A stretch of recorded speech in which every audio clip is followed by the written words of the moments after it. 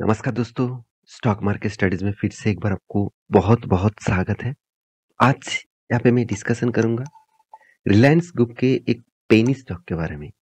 तो बहुत सारे मतलब दोस्तों ने इस कंपनी के ऊपर कमेंट भी किए थे, मतलब इस कंपनी के ऊपर वीडियो बनाने के लिए कमेंट भी किए थे। तो मैं आज इसके ऊपर बात करूँगा, जो एक डिफेंस सेक्टर के साथ जुड़े हुए कंपनीज़ है। तो आप कहेंगे सर डिफेंस सेक्टर के ऊपर रिलायंस ऐसे तो मुझे पता नहीं था। बहुत सारे दोस्तों को इस कंपनी के बारे में पता नहीं है। तो प्लीज़ वीडियो को लास्ट तक देखिए क्योंकि बहुत सारे लोग इस कंपनी को एक पेनी स्टॉक जैसे कंपनी जानते हैं और वो भी रिलायंस का।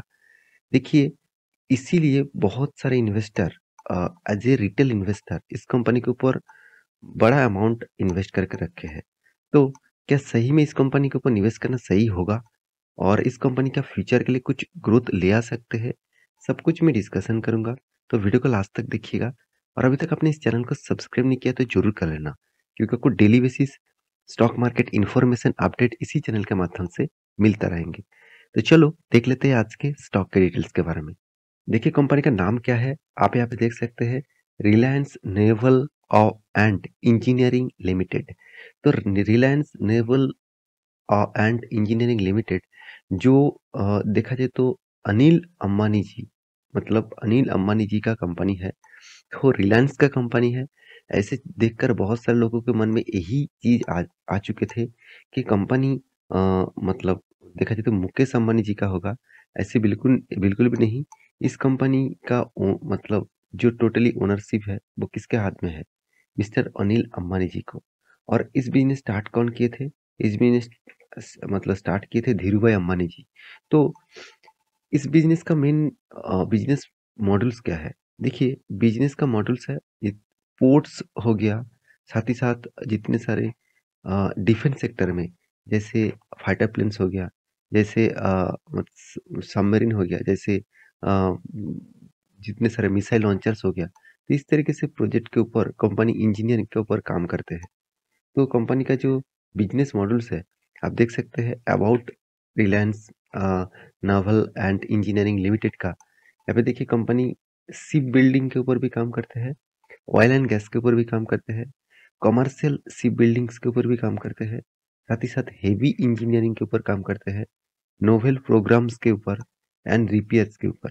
तो कंपनी का जो प्रोजेक्ट है वो आप देख सकते हैं। कंपनी का प्रोजेक्ट एक्चुअली देखा जाए तो एक फ्यूचरिस्टिक प्रोजेक्ट है।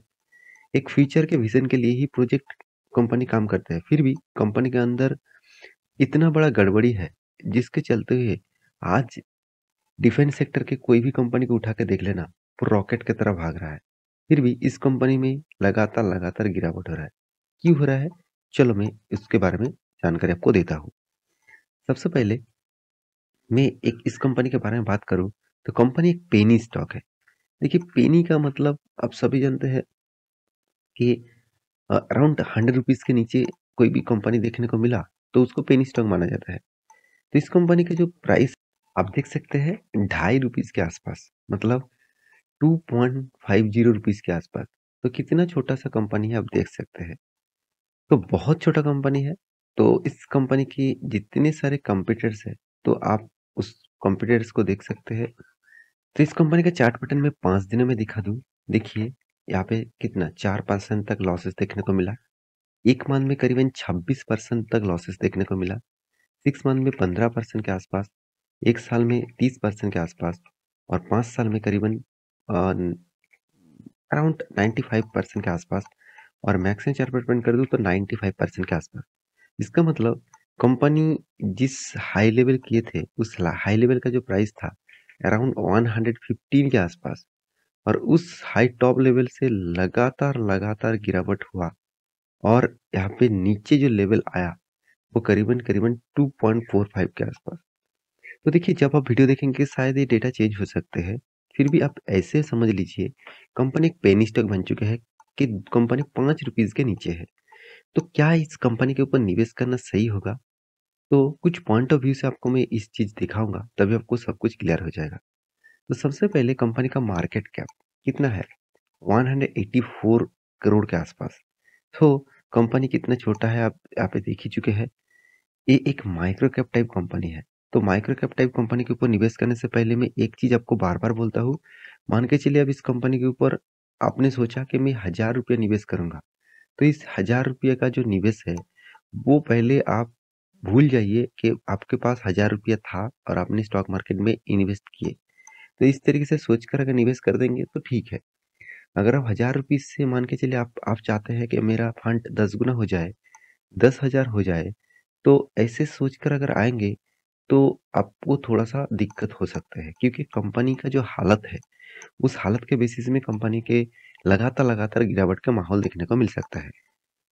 अभी कंपनी का देखिए return of equity, PE ratio, return of capital employed सब कुछ मतलब यहाँ पे फिगर आउट नहीं है। इसका मतलब बहुत बड़ा वीकनेस है।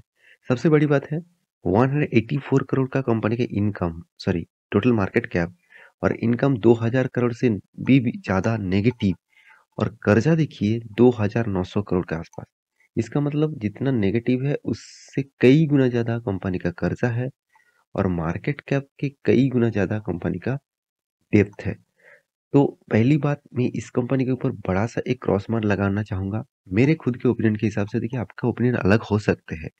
आप शायद सोच रहे हैं कि इस कंपनी फिर से खड़ा होगा, ₹2 चल रहा है, कल जाके ₹10 जा सकते हैं। आपकी बात गलत भी नहीं होगा, ऐसे हो सकता है।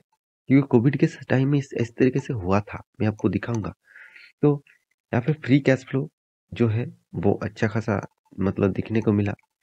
देखिए डेटर्स डे 46 है, कंपनी का इन्वेंटरी डे हाँ, कितना बड़ा दिखा रहा है, शायद यहाँ पे एडजस्टमेंट में कुछ प्रॉब्लम हो।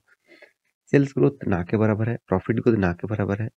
कंपनी का प्रॉफिट एंड लॉस के बारे में बात करूँ, कंपनी देखिए पहले तो प्रॉफिट करते थे, छोटा-मोटा भी प्रॉफिट करते थे।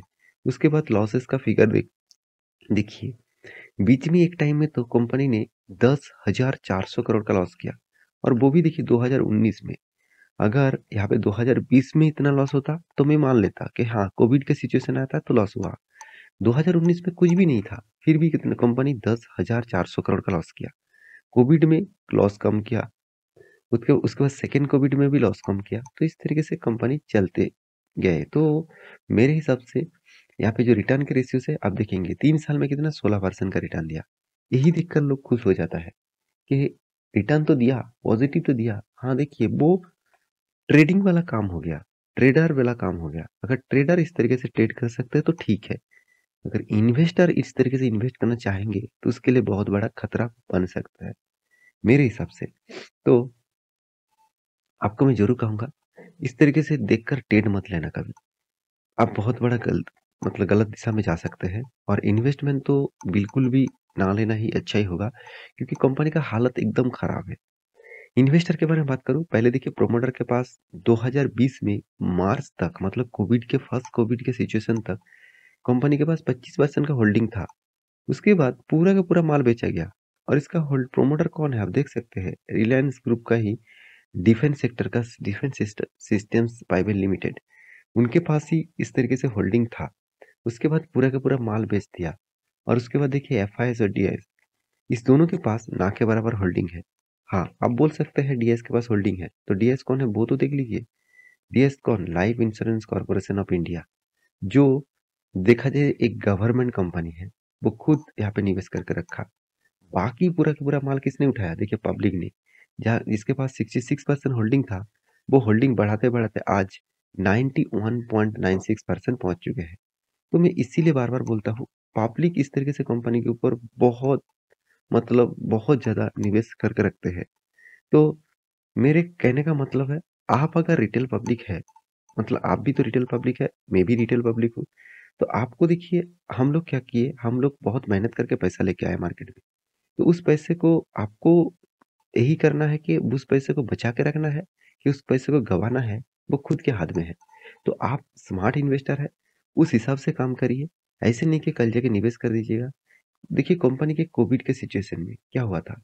इस कोविड के सिचुएशन में कंपनी का प्राइस आ गया था अराउंड अराउंड आप बोल सकते हैं ₹1 के भी नीचे और वहाँ से हाई कितने किए थे? देखिए यहाँ पे टॉप लेवल तक देखूँ तो कितना ₹7 के आसपास। तो ₹1 से ₹7 तक मतलब जो जर्नी हुआ, वो 7 गुना आपको रिटर्न दे दिया। तो यही खासियत देखकर लोग निवेश कर रहे हैं। ये किस तरीके से कंपनी के अपर सर्किल लगते जा रहा है और लोअर सर्किल लगते जा रहा है।